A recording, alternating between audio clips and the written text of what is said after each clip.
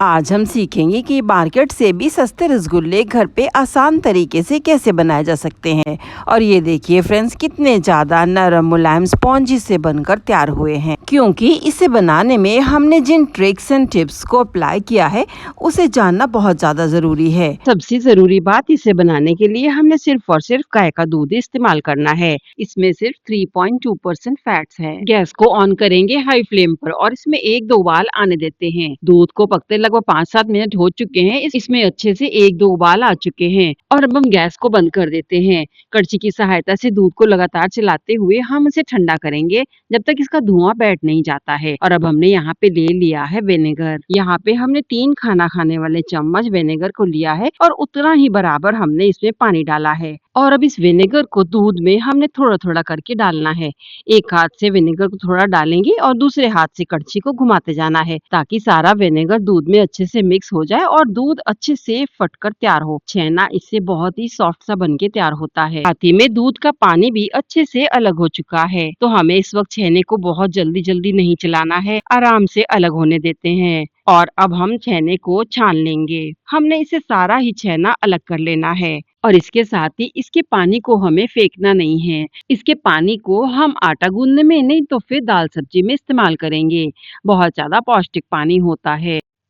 एक बड़ी छन्नी में इस छेने को निकालने के साथ ही साफ पानी से अच्छे से धो लिया है, ताकि इसमें खट्टापन बिल्कुल भी ना रहे। और अब एक साफ मसलिन क्लॉथ में इसे हमने निकाल लिया है। हमने इसकी एक गोल पोटली सी बना लेनी है, जिससे कि छेना अच्छे से निचोड़ा जा सके। और अब हाथ से दबाते हुए इस छेने का जितना पानी निकल सके उतना हमने इसे निचोड़ के निकाल लेना है। और अब इसे किसी थोड़ा भारी सामान के नीचे दबा के रख देना है, जिससे कि थोड़ा एक्स्ट्रा मॉइस्चर और इसका निकल सके। तो हमने यहाँ पे इसे मिट्टी के बर्तन के नीचे दबा दिया है और ये लगभग 1 किलो के बराबर का वजन है। इस छेने को रखे लगभग आधा घंटा हो चुका है और अब ये देखिए फ्रेंड्स, कितना अच्छा सा छेना बनकर तैयार हो चुका है। और अब हम इस सारे ही छेने को छोटे छोटे पोर्शंस में तोड़ लेंगे और इसके साथ ही हमने इसे हथेली से दबाते हुए अच्छे से मसलना है। इस तरह से हम इसे 5-7 मिनट अच्छे से मसल के सॉफ्ट करेंगे। और अगर आपको इस तरह से हथेली से ना मसलना हो या मसलना कठिन लगे तो आप किसी चपटे तल की कटोरी से भी इसे लेके आसानी से मसल सकते हैं।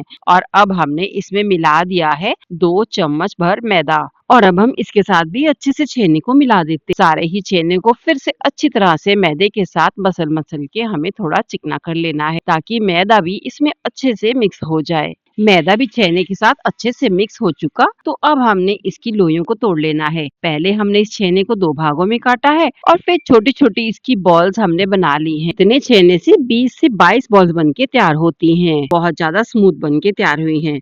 इसका मतलब ये अब रसगुल्ले बनाने के लिए बिल्कुल परफेक्ट हैं। इन्हें बनाने के बाद ही हमें चाशनी को तैयार करना है।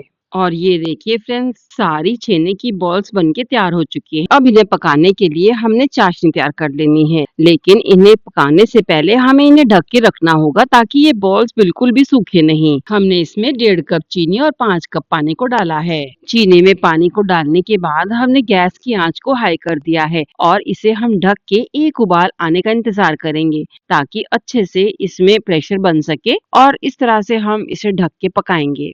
5-7 मिनट बाद हमने इस उबलती चाशनी में एक रसगुल्ले को डाल के पहले देखना है कि ये फट तो नहीं रहा है। और ये देखिए, ये बिल्कुल अच्छे से उबल रहा है। इसका मतलब हम बाकी भी पीसेस को इसमें डाल देते हैं। ध्यान रहे फ्रेंड्स कि हमने इन्हें 2-2 सेकंड के अंतर में डालना होगा। सारे पीसेस को एक साथ हमें नहीं डालना है। तो अब हमने इन्हें थोड़ा सा गोल घुमा के अच्छे से आकार दे दिया है और अब हम इसे एक एक करके इसमें डाल देते हैं। सारे ही पीसेस को हमने इसमें डाल दिया है और अब ढक्कन लगा के फुल आंच पर ही हमने 5 मिनट के लिए इसे पकाना होगा। और इसे पकाते समय हमने ढक्कन में रबर और विसिल नहीं लगाना है। साथ ही में ना ही हमने इसमें रीछे का प्रयोग किया है, तब भी इसमें अच्छे से झाग उठ रहे हैं। तब ये हमारे रसगुल्ले भी अच्छे से इसी झाग में पककर तैयार होने वाले हैं। हल्के हाथ से ही हमने इसे अलट पलट कर दिया है, जिससे कि ऊपर के नीचे और नीचे के ऊपर ये रसगुल्ले पलट सके। और अब हमने फिर से ढककर इन्हें 10 मिनट के लिए पका लेना है।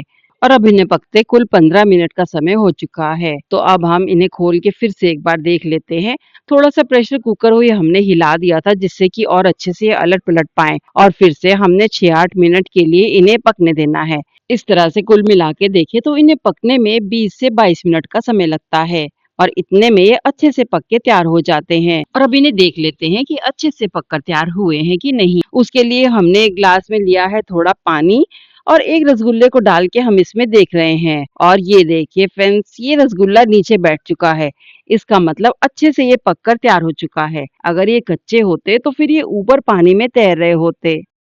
और अब हमने यहाँ पे एक बोल लिया है जिसमें कि हमने बर्फ ले ली है और इसी में हमने पानी भी अच्छा खासा ठंडा डाल लिया है। और अब इन सारे ही रसगुल्लों को दो दो करके इसमें डाल देंगे ताकि ये अच्छे से ठंडे हो सके और इनका कुकिंग प्रोसेस रुक सके, तभी ये इतने के इतने ही आकार में बने रहेंगे। और अब हमने सारे ही रसगुल्लों को बर्फ के बोल में डाल दिया है और हम इंतजार करेंगे जब तक कि अच्छे खासे ये ठंडे नहीं हो जाते हैं। और साथ ही में तब तक हमारी चाशनी भी अच्छे से ठंडी हो जाएगी। हमने इन सभी रसगुल्लों को ठंडे बर्फ के बोल में 2 घंटे के लिए रख के छोड़ दिया है और अब ये अच्छे से ठंडे हो चुके हैं।